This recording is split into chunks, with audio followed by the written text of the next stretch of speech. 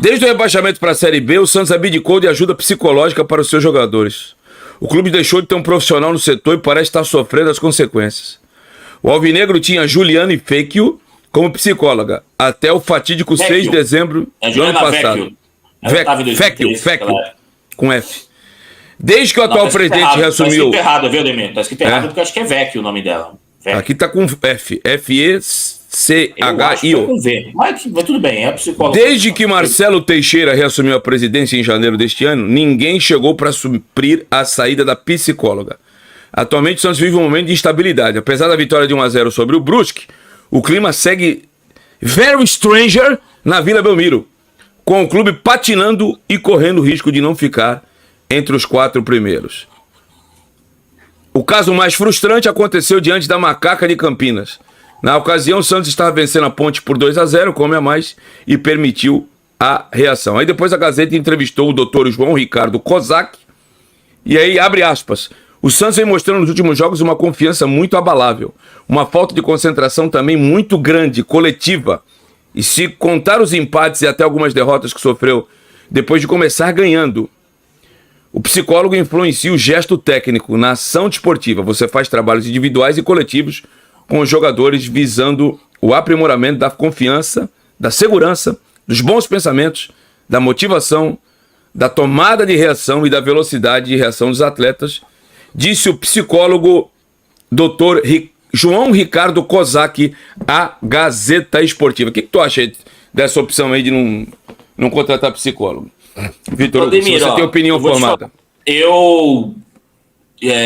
Mesmo em alguns momentos sendo à distância, né, nos últimos anos, inclusive, sendo a minha escolha principal, né, para poder atender mais de um clube ao mesmo tempo, principalmente os que estão longe. Longe que eu falo fora do país, né? Todos os clubes fora do país, de ligas medianas para cima, todos eles têm esse trabalho de psicologia, tá? Todos têm. O que não tem vai ser a exceção. Se tu pegar no Brasil isso, você vai ver também. E o pessoal não pensa que o trabalho de psicologia no futebol é o cara ir lá no divã e tal, porque não é assim, tá, gente? Não é assim, não. E depende muito, assim. Eu já trabalhei, teve vezes que trabalhei e fui campeão, inclusive. O Gustavo Evangelista já participou até aqui da live, que ele teve alguns anos no Red Bull, inclusive. Perfeito. E eu vi o trabalho com aquilo lá. Porque, assim, para alguns, é um grupo, né, gente? 30 e poucos caras, né? E não é só para os jogadores, tá? Os membros da comissão, todos eles estão... A psicologia está à disposição do departamento profissional. Na maioria dos clubes eu vi dessa forma, tá? E assim, Ademir, eu vejo que muitos precisam disso, sabe? Tem muitos que precisam. A maioria dos jogadores, Ademir, a gente pode entrar numa questão mais social, assim, mas a maioria dos jogadores, eles não tem a figura paterna. Verdade. Na sua...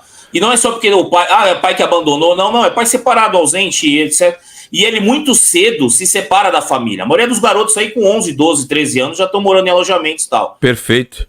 Nem todos têm força mental, gente. Nem todos erram e vai novamente...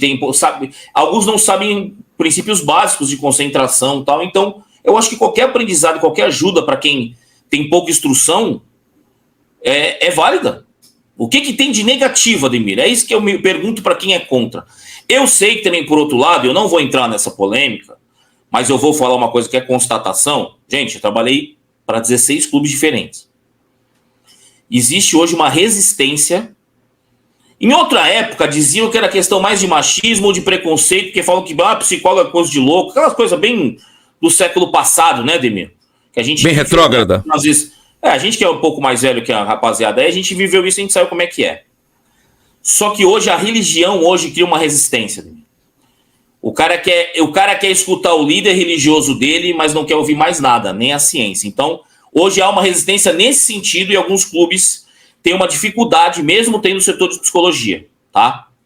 Mas ser contra ou dizer que isso é desnecessário, e não é o lado da motivação, viu, gente? Essa parte da motivação não é isso, não. O psicólogo não entra nessa esfera de botar filminho, que o pessoal fica emocionado, chorar, não. Nada a ver. Isso é o treinador que decide, tá, gente? Se ele pedir para psicólogo ou para alguém, a pessoa vai desenvolver esse trabalho, mas é diferente.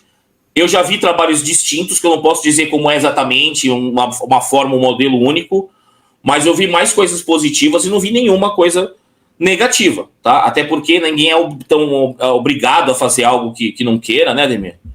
Mas essa é a minha opinião sobre isso. Eu acho que é válido, né? É necessário para muitos e não custa caro para o clube, né? Não é uma coisa cara para o clube.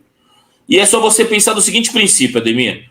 Os maiores clubes do Brasil têm, os que estão dando certo, que estão indo bem, o que o clube está evoluindo, faz igual, amigo.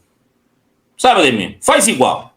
Não tenta ser tu o pioneiro e fazer diferentão, porque tu, Santos, não tá legal para ser pioneiro em nada.